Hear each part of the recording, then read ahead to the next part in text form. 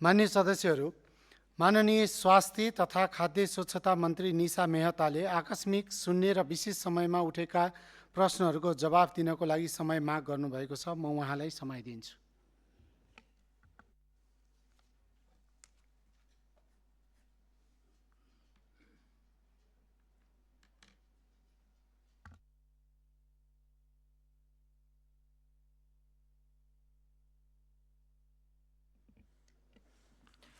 सम्मानीय सभामुख महोदय, प्रतिनिधि सभा चालू अधिवेशन आकस्मिक शून्य र विशेष समयमा उठेका स्वास्थ्य तथा खाद्य स्वच्छता मन्त्रालयसँग सम्बन्धित प्रश्नहरूको जवाब दिने क्रममा मिति 2083 साल साउन 19 गते प्रतिनिधि सभाको बैठकमा ट्रमा सेन्टर सम्बन्धित विषयमा उल्लेख भएको सन्दर्भमा माननीय चन्द्रमोहन यादवज्यूले मिति 2083 साल साउन 22 गते बैठकमा उठाउनु भएको सवालको जवाब दिन म यस गरिमामय सदनमा उपस्थित भएको छु।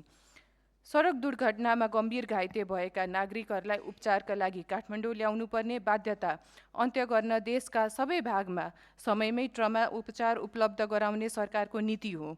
सोही अनुरूप हरेक प्रदेशमा कम्तीमा एउटा ट्रमा सेन्टर विस्तार गर्ने तथा आवश्यकता अनुसार ट्रमा युनिट स्थापना गर्ने कार्य अगाडि बढाइएको छ।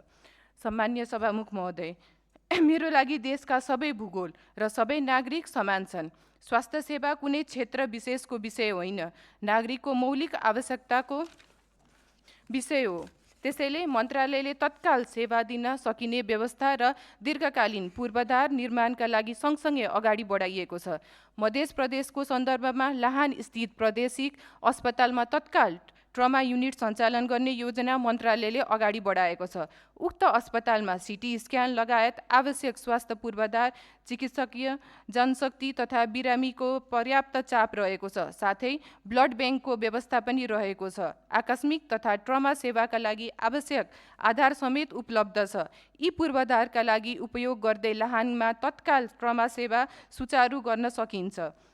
यसैसँगै ढल्केबरमा ट्रमा सेन्टर निर्माण गर्ने काम यथावत नै रहेको छ। ढल्केबरमा क्रिटिकल केयर तथा ट्रमा सेन्टर निर्माणका लागि प्रक्रिया अगाडि बढाइसकिएको छ।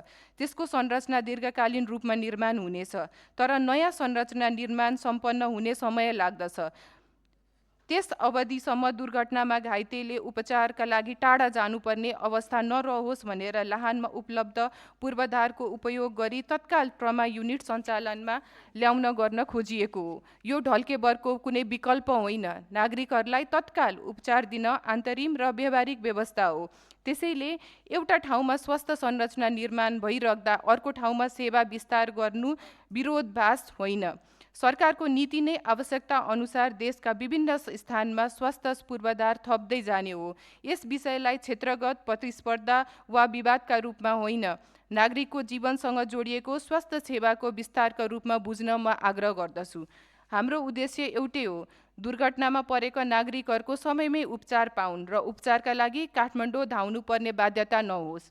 यस विषयमा अनावश्यक विरोध वा आन्दोलन नगर्न निर्माण भइरहेको संरचनालाई अगाडि बढाउन र तत्काल उपलब्ध पूर्वाधारबाट नागरिकलाई सेवा दिन सबै जनप्रतिनिधि तथा सम्बन्धित पक्षहरूलाई सहयोग गर्न म अनुरोध गर्दछु। धन्यवाद।